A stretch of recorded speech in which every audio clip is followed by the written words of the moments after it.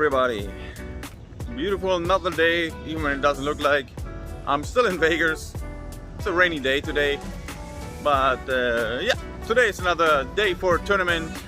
I'm heading to South Point today. It's a little bit south of the strip, so something new for me today. But first I need some breakfast. I will meet up with another poker player, and then we have a really good breakfast, chilled at the Mon Ami at Paris, and then we go over to South Point. So let's hit some X.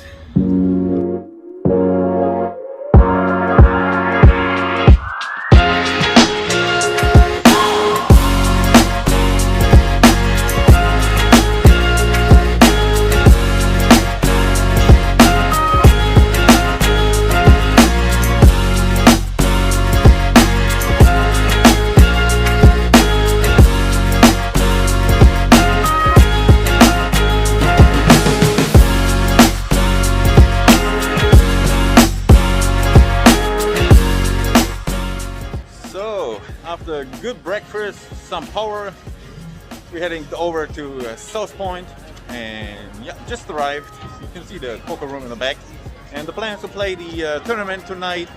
It will be a $130 buy-in, 10K guarantee. It will start in 6 p.m. so we still have some hours left. So I'll put myself on a list for 2-3 and 3-5, and yeah, make some dollars on the way there. Maybe I can free roll the tournament tonight. Let's see how we can go. See you later.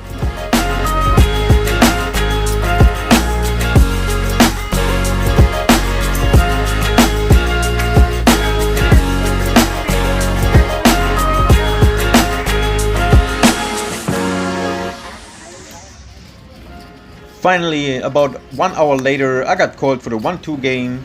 So I head over there, I sit down, and exactly 1 hand later, I got called for the 2-3 game. So I stand up again, get over to the 2-3 game, and I bought in for $300, and like you can see, it went pretty well.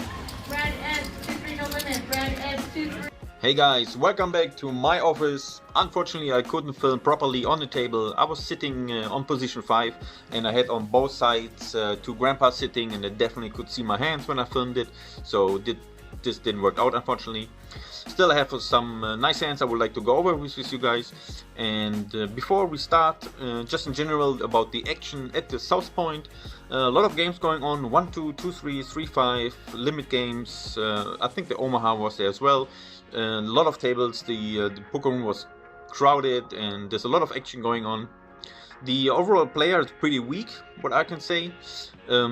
There's a lot of limp folding is going on. There's not much big raises, 3 bets. If there's like a big pot happen, then only because there's like 2 good hands crushing into each other, and it's full of regulars and recreational players. So check it out if you're here, definitely worth a visit. And yeah, let's go over some hands. Okay, the first hand I would like to talk about, I was sitting on the table about 20 minutes. There was not that much going on for me at this time. I still had roughly $300 in chips in front of me. And in this hand there was 2 limpers. Then the cutoff raises to $15. I'm on a button with pocket 7s. I call in position. Both blinds fold and one of the limper calls. So we go 3 ways to the flop, which comes 9, 7, 6 with 2 spades. The limper checks, and the cutoff put in a continuation bet of $35.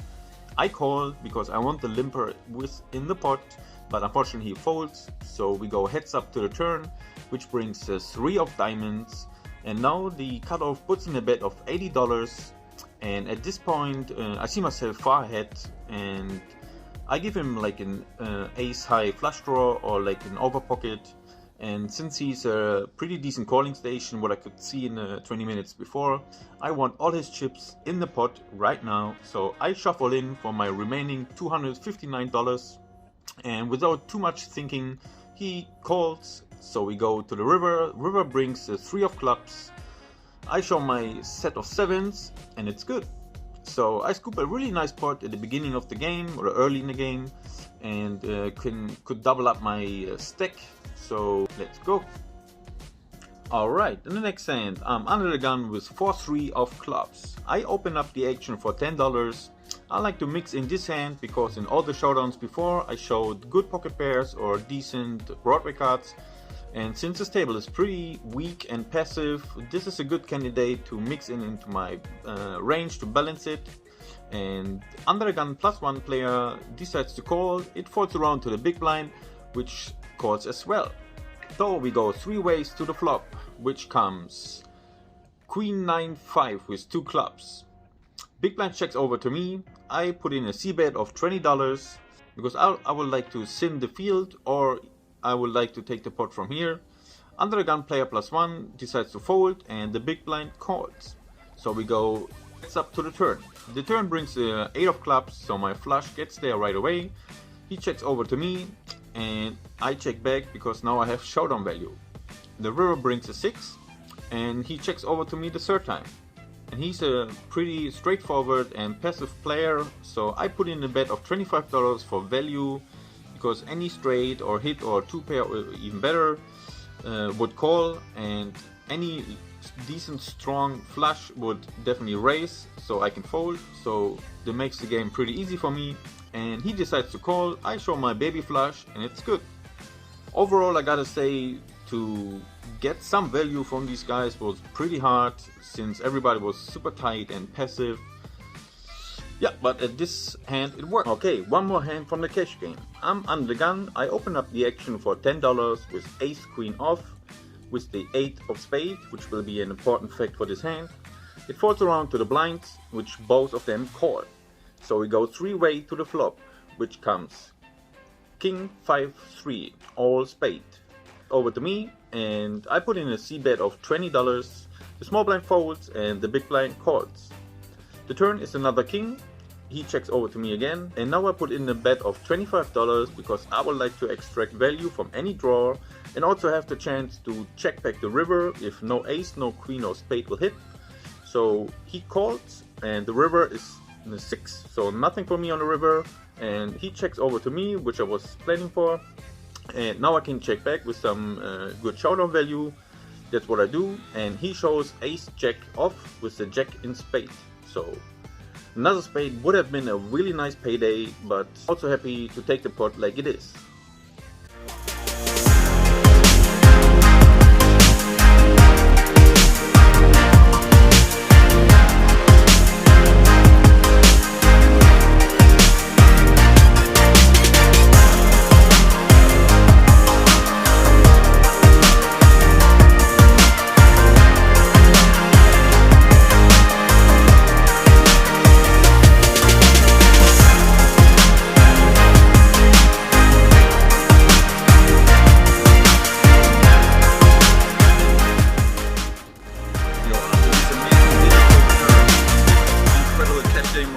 You probably think this tournament was easy game for me. Yeah, not. I last about 40 minutes in the tournament. I barely made it to level 2, but let me show you how.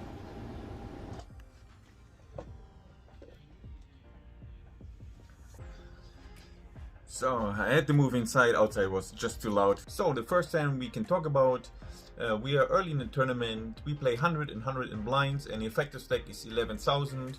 The table is full of recreational weak players like in the cash game before. So I'm on the button with pocket jacks with 1 jack and spade, and the action goes as followed. The under the gun player opens up for 300, under the gun +1 calls, it falls around to me, I raise it to 1400, both blinds fold and both under the gun players make the call. And the flop comes 9-6-3 with 2 spades. Now the first under the gun player checks, and the second under the gun player donk leads for 2000.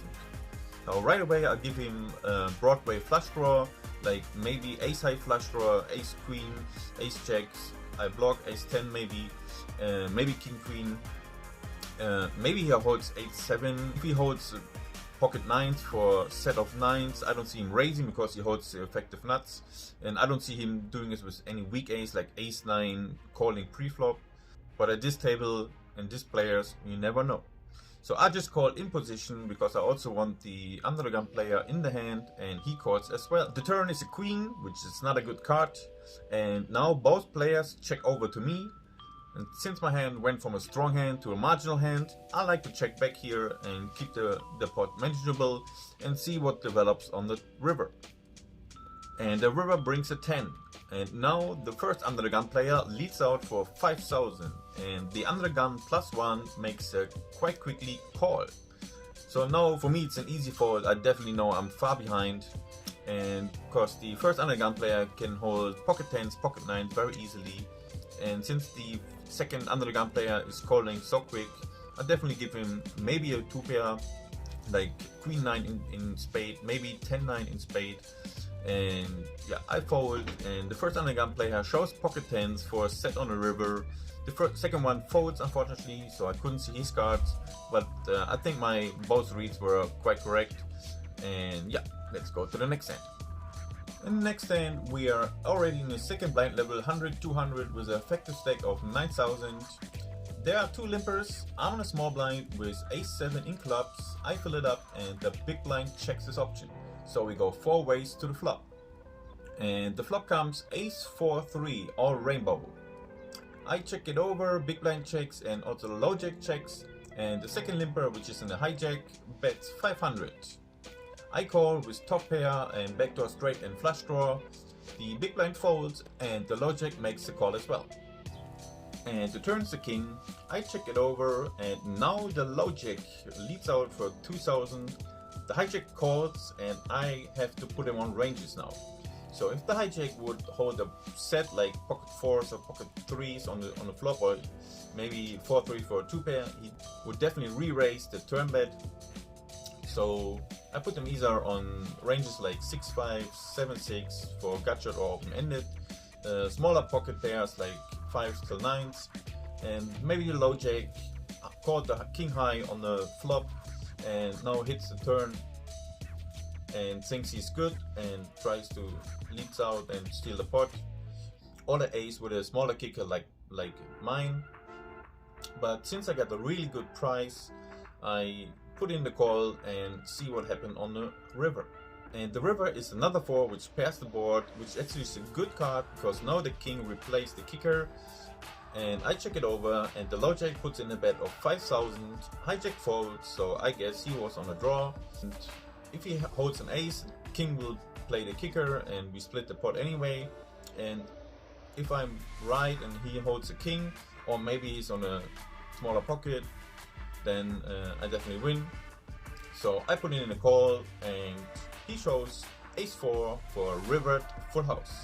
Also he owned me, so let's go to the last hand. Which is actually the very next hand. I'm on a button with pocket 2s, about 14-15 big blinds left in my stack. We got 2 limpers and I shove it all in. I got called by both limpers with queen jack off and pocket 7s. The board runs out perfectly for pocket 7, so he takes the pot and I'm out. I could have jumped in back in the game since we are like early in the second blind level, but since I played a few hours already on the day and I'm 600 up for the day, and especially on the next day there was a tournament I wanted to play, a bigger one, which starts really early in the morning, like 10 AM. I called it a night and I went back home.